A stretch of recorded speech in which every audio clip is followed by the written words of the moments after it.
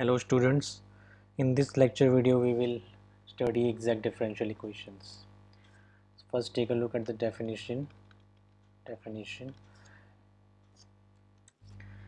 Any differential equation which can be derived from its primitive means general solution, by direct differentiation without any further transformation such as elimination or reduction is called an exact differential equation. For example, this differential equation is exact because this differential equation can be obtained from this by differentiating once only. ठीक है, देखिए ये बहुत बड़ा example हो गया. Let me give you simple example. Consider this differential equation dy by dx is equal to x. Okay, how will we can easily find its primitive. इसका general solution या प्रिमिटिव आसानी से निकाला जा सकता है because this is a variable separable case. तो इसको हम पहले ऐसे लिख देते हैं, x dx by cross multiplication. Now integrating both sides we get y is equal to x square by 2 plus arbitrary constant. So this is the general solution of this differential equation 1, or you can say that y is equal to x square plus c is the primitive of this differential equation. Now आप एक चीज़ note करेंगे कि if you differentiate this, सी ये कैसे मिला, इसका integral निकाल के, इसका इंटीग्रल है बेसिकली, इस डिफरेंशियल इक्वेशन का इंटीग्रल है ये, तो इसका डेरिवेटिव होना चाहिए, राइट. बट इसको आप एक ही बार डिफ्रेंशिएट करोगे और ये आ जाएगा. ओके, जस्ट वंस डिफ्रेंशिएशन करना है, डिफ्रेंशिएटिंग ओनली. डायरेक्ट डिफ्रेंशिएशन का मतलब होता है डिफ्रेंशिएटिंग वंस. ओके, एंड केवल डिफ्रेंशिएशन करना है, हमें कोई दूसरा ट्रांसफॉर्मेशन जैसे कोई एलिमिनेशन या कोई रिडक्शन यूज नहीं करना है. तो देखिए, differentiate this both sides with respect to x, we get dy by dx is equal to, इसका डेरिवेटिव निकालेंगे तो ये हो जाएगा 2x/2 मतलब x प्लस c का डेरिवेटिव 0. ठीक है, तो ये इतना हो गया. तो आप देख सकते हैं इस इक्वेशन को, या ये कह लीजिए कि अगर आप इसको ऐसे लिखें y minus x square by 2 minus c is equal to 0, तो उसको डिफ्रेंशिएट हमने एक बार करेंगे, हमें ये इक्वेशन मिल जा रही है. तो हम कहेंगे कि this differential equation is exact. Why? Because इसको किसी इक्वेशन या किसी फंक्शन बोल लीजिए, किसी फंक्शन या किसी इक्वेशन को एक बार ही डिफ्रेंशिएट करने पर ये डिफरेंशियल इक्वेशन मिल जा रही है. Okay, that's why this differential equation is exact. उसी तरह से ये इस पर आते हैं, ये डिफरेंशियल इक्वेशन है, इसमें d x d y use हुए हैं, तो डिफरेंशियल इक्वेशन है, ये एग्जैक्ट है बिकॉज इसको इससे ईजिली ऑब्टेन किया जा सकता है, इसको एक बार डिफरेंशिएट करने पर ही. इसको आप डेरिवेटिव निकालेंगे, डी वाई डी एक्स करेंगे both sides, we will get what, इसका डेरिवेटिव हो जाएगा 2ax/2 मतलब ax, D Y D x of this will be, H constant है, D Y D x of this will be x dy plus y dx plus g dx plus इसका derivative हो जाएगा 2by plus 2, that means by, इसका by dy. Okay, by dy, यहाँ पे ax dx. fy का derivative निकालेंगे तो f dy plus c का derivative 0 and is equal to 0. अब देखेंगे ये पूरा यही है, ax dx, hy dx, hy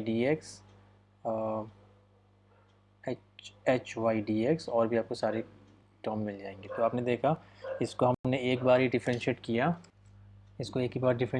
and हमें ये मिल गया. Okay, so that's why this is an exact differential equation. Now let me give you an example of a differential equation which is not exact. तो थोड़ा difference clear हो जाएगा exact और non exact में. आप इस डिफरेंशियल इक्वेशन को देखेंगे, d y by d x is equal to x plus y. इसको पहले हम इसका प्रिमिटिव निकालते हैं. ओके, इसका जनरल सॉल्यूशन निकालते हैं, दैट मीन्स इसको सॉल्व करते हैं. So we know that this is a reducible to variable separable case. हम एक्स प्लस वाई को कुछ मान लेते हैं v, तो 1 plus d y by d x ये हो जाएगा, डिफ्रेंशिएटिंग बोथ साइड्स ये मिल गया.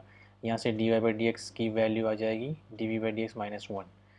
तो ये वैल्यूज़ यहाँ रखेंगे तो इक्वेशन 1 बिकम्स दिस. ओके, 1 को राइट हैंड साइड में लाएंगे, ये ऐसा हो जाएगा।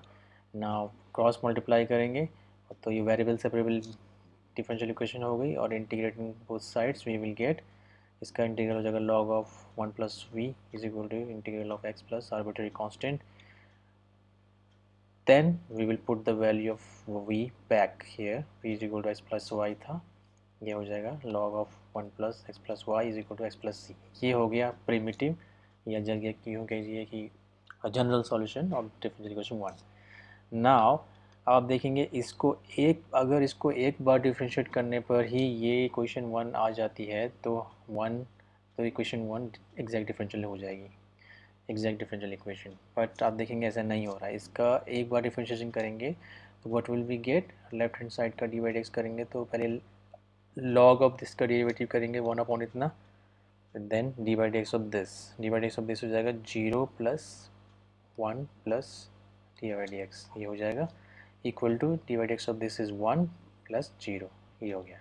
सो ये मिला हमें, इसको डिफरेंशिएट करने पर हमें ये मिला, बट ये डिफरेंशियल इक्वेशन ये नहीं है, ठीक है।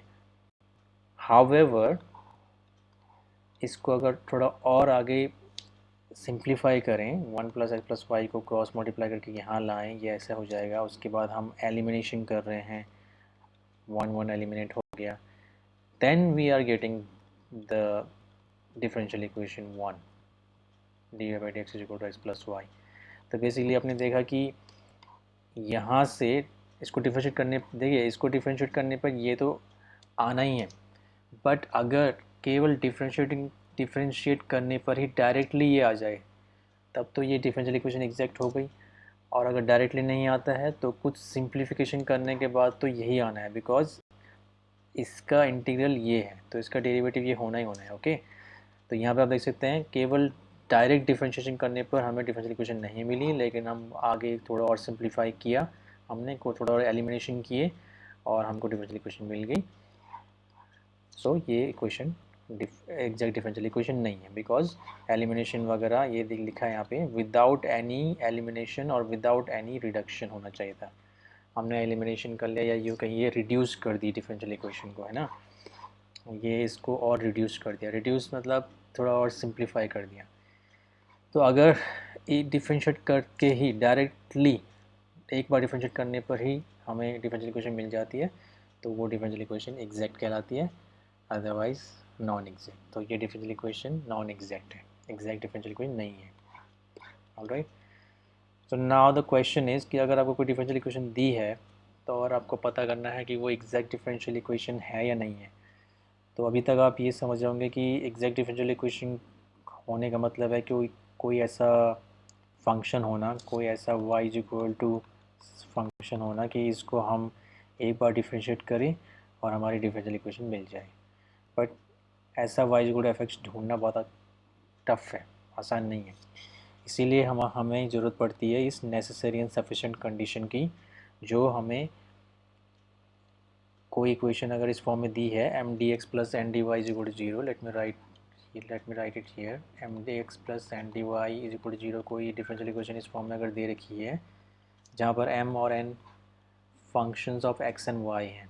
बेसिकली इसको ऐसे लिखना चाहिए, m is a function of x and y dx plus n is a function of x and y dy is equal to zero. इस टाइप की डिफरेंशियल इक्वेशन अगर हमारे पास है तो हम इस थ्योरम में जो ये थ्योरम स्टेटमेंट कह रहा है वहाँ से हम इजीली पता कर सकते हैं कि ये डिफरेंशियल इक्वेशन एग्जैक्ट है या नहीं है, बिना इसका प्रिमिटिव या बिना इसका जनरल सॉल्यूशन निकाले।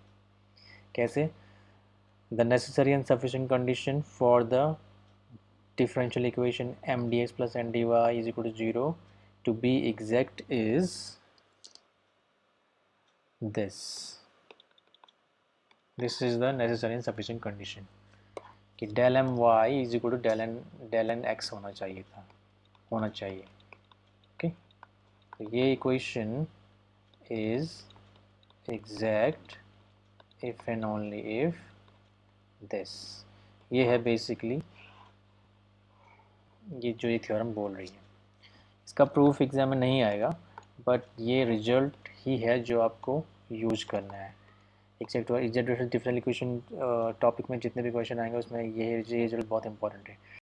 तो ये रिजल्ट क्या बोल रहा है बेसिकली आपको कि अगर इस टाइप की कोई क्वेश्चन दे रखी है where m and n are functions of x and y, then आपको जो m है जो dx के साथ है जो फंक्शन m का del m by del y करना है, मतलब m का पार्शियली डेरिवेटिव लेना है with respect to y। What is del m by del y? Del m by del y is partial derivative of m with respect to y। मतलब जब हम y के विद रेस्पेक्ट m का derivative कर रहे होंगे तो y के अलावा जो और वेरिएबल्स हैं जैसे x, और x को हमें कांस्टेंट मानना है, ठीक है। Okay, this will be clear by the following examples, जो हम एग्जांपल्स करेंगे। And del m by del y निकाला, उसके बाद जो n है dy के साथ जो है उसका हमें पार्शियल डेरिवेटिव निकालना है विद रिस्पेक्ट टू x, और हमें देखना है अगर ये दोनों इक्वल हो जाते हैं तो ये इक्वेशन एग्जैक्ट है, और अगर ये इक्वल नहीं होते हैं तो ये इक्वेशन एग्जैक्ट नहीं है। We have if and only if here, okay. और आप इस पेज में देखेंगे प्रूफ दे रखा है, but no need to, you can understand this proof, but exam में प्रूफ तो नहीं आएगा। ऑलराइट, तो ये वर्किंग रूल दे रखा है आपके लिए कि ओके, ये भी समझना ज़रूरी है। So this is the working rule for solving differential equation m dx plus n dy is equal to 0, ठीक है।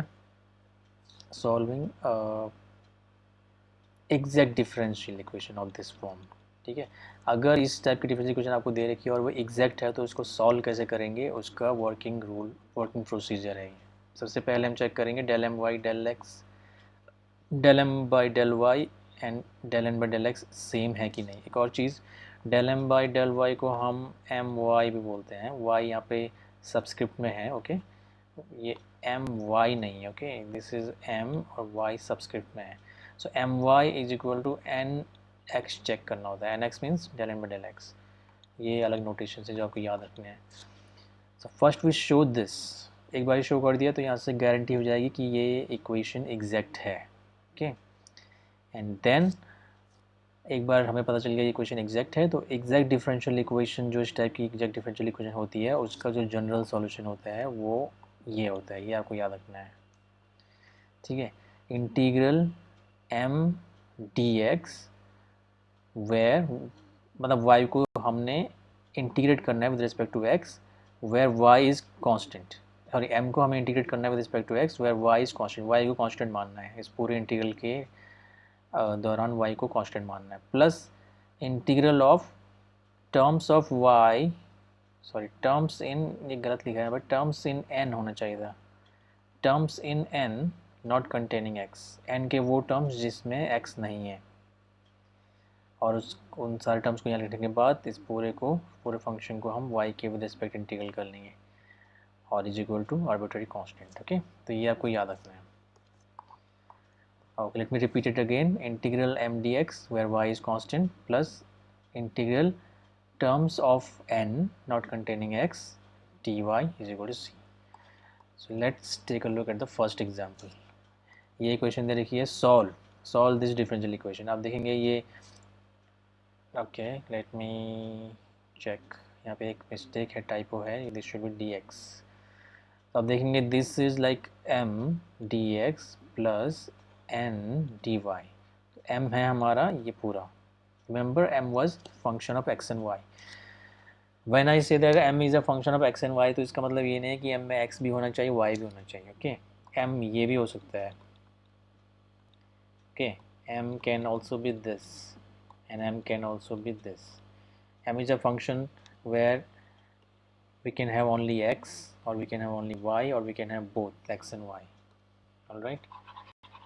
so इस क्वेश्चन में m ये है n ये है, उसके बाद हमें स्टेप 1 कहता है हमें एम वाई निकालना है पहले, m y means del M by del y. अब देखिए del M by del y क्या है, वाई के विद रिस्पेक्ट डिफ्रेंशिएट करना है इसको, बट एक्स कांस्टेंट की तरह ट्रीट करेंगे, एक्स को हम कांस्टेंट मानेंगे। जैसे ये del M by del Y हो जाएगा, देखिए del M by del Y हो जाएगा del by del Y of M, right, M is this, तो ये हो जाएगा del by del Y of cos square X minus sine A तो कांस्टेंट है, ए कांस्टेंट है तो साइन ए भी कांस्टेंट है, ये बाहर आ जाएगा, and we will get del by del Y of cos x sine y. अब आप देखिए cos x sine y, cos x भी हमारे लिए कांस्टेंट है बिकॉज ये एक्स का फंक्शन है। जब हम वाई के विद रिस्पेक्ट डिफरेंशिएट कर रहे होंगे पार्शियली तो एक्स को हम कांस्टेंट मानेंगे, तो कॉस एक्स भी हमारे लिए कांस्टेंट है।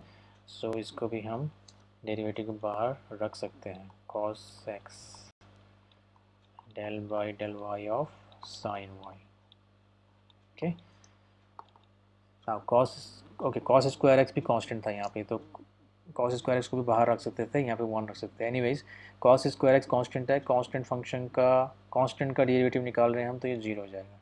Minus sine A cos x, sine A cos x and del by del Y of sine y is cos y. तो आप देखेंगे यही लिखा हुआ है यहाँ पे, साइन ए कॉस एक्स वाई माइनस। उसी तरह से del N by del x, that means N x partial derivative of n with respect to x. इस डिफ्रेंशिएशन के टाइम हमें y को कांस्टेंट मानना है, तो ये कांस्टेंट हो जाएगा हमारा कॉस स्क्वायर y, इसका डेरिवेटिव इसका डेल बाई डेल एक्स हो जाएगा 0।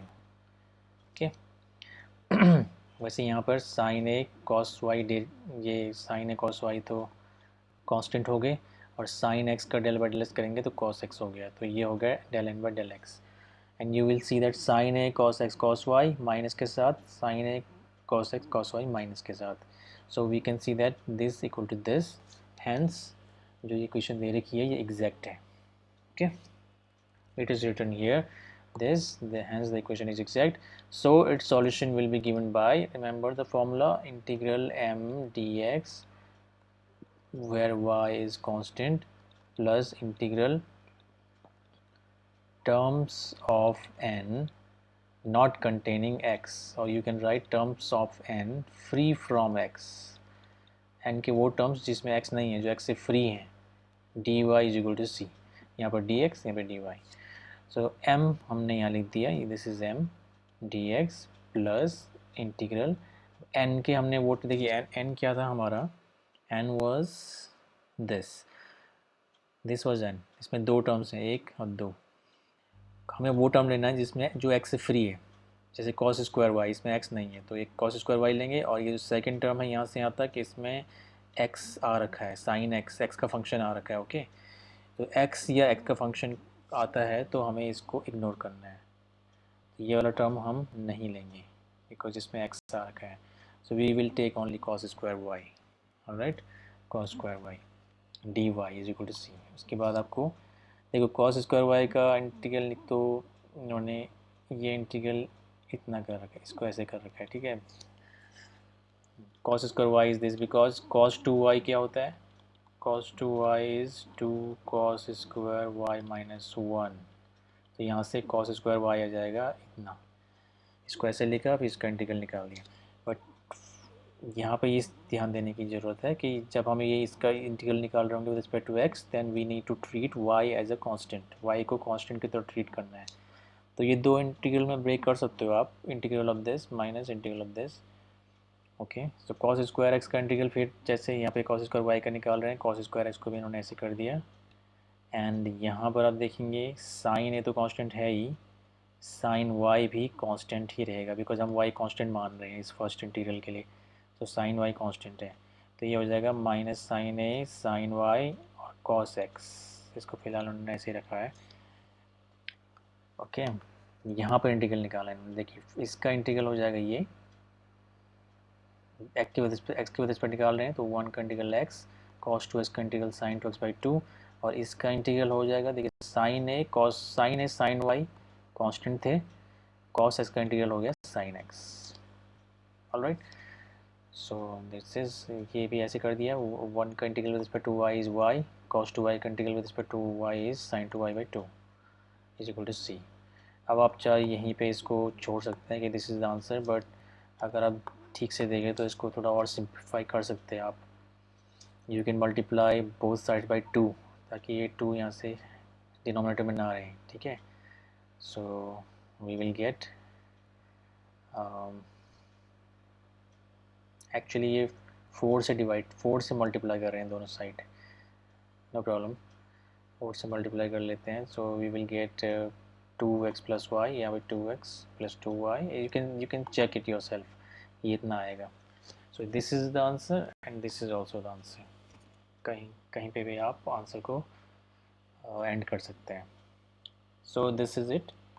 सबसे पहले चेक करो कि इक्वेशन एग्जैक्ट है कि नहीं. अगर इक्वेशन एग्जैक्ट है तो ही ये फार्मूला जनरल सॉल्यूशन देगा. ऐसा नहीं है कि आपने इनको चेक किया एंड ये इक्वल नहीं आए और उसके बाद भी आप बोल रहे हो कि general solution given by this. No. Okay, if this is equal to this, so the given equation is exact differential equation, hence the general solution is given by this formula. Okay, and let's move to the second example. M dx, this is m. एक और बात, m और n को आपको बहुत ही carefully पहचानना है. Remember that कभी कभी dy वाला टर्म पहले लिखा रहेगा, dx वाला टर्म बाद में, तो कंफ्यूज नहीं होना है. m is which is with dx and n is which is with dy, this. और m का हमें y के विद रिस्पेक्ट डिफ्रेंशिएट करना है, पार्शियल डिफ्रेंशिएशन, और बिकॉज m dx के साथ है. ये याद रखने का तरीका है. ओके, अगर m dx के साथ है तो वो m का डेरिवेटिव y को रिस्पेक्ट लेंगे, अगर n dx के dy के साथ है तो n का डेरिवेटिव x के रिस्पेक्ट लेंगे. सो this is m, this is n. आपने देखा del m by del y h हो गया, y because del by del y कर रहे हैं हम इसका, तो g तो कांस्टेंट है तो इसका derivative 0. del by del y of ax भी 0 हो जाएगा बिकॉज x को कांस्टेंट मानना है, and del by del y of hy हो जाएगा h. Okay, y del by del y of hy, h बाहर आ जाएगा, h is constant, this will become this and this is h into 1 means h. Okay, so you can see that del my del y is h, del n by del x is h, so these are equal. So the equation, this equation is exact differential equation, so the general solution will be given by this formula. यहाँ पे फिर से आप देखेंगे इस second वाले integral में हमने n के वो टर्म्स लेने हैं जो x से फ्री हैं, मतलब ये by plus f, and then integral of first वाले इंटीग्रल में y कांस्टेंट मानना है. तो देखिए ax का इंटीग्रल किया x विद रिस्पेक्ट, ये हो गया x²/2. g का इंटीग्रल किया, ये हो गया gx. hy का इंटीग्रल किया, ये हुआ hyx. y बिकॉज ये कांस्टेंट, y को कांस्टेंट मानना है. ओके, तो जो सेकंड इंटीग्रल है यहाँ पे, ये तीन इंटीग्रल का सम है. यहाँ पे बेसिकली ऐसे समझ लीजिए, ये ऐसा है. फर्स्ट इंटीग्रल hy को हम कांस्टेंट मान रहे हैं, इंटीग्रल यहाँ पे हो जाएगा 1dx plus integral g dx. g को भी बाहर ला सकते हैं, g कांस्टेंट है, like this. So hy and integral of this is x, hxy. Simplifying this we get this. Okay, so this is the general solution and you can see that इस पूरी equation को आप एक बार differentiate करेंगे both sides and you will get this. Okay, this is the justification why this equation is exact, because इसको इसके primitive या फिर जनरल सॉल्यूशन से केवल एक बार डिफरेंशिएशन करके ही ऑब्टेन किया जा सकता है. उसी तरह से ये भी है, इसको भी आप देख लीजिए. m is here, n is here, del m by del y, del n by del x are same, so the equation is exact, so the general solution will be given by this. उसी तरह से और भी बहुत सारे questions हैं, and then at the end we have exercises. 12 exercises दे रखी हैं and answers are also given here. Okay, so try yourself. In the next video we will maybe do some questions on integrating factors. So till now we are done. Thank you very much. Keep practicing.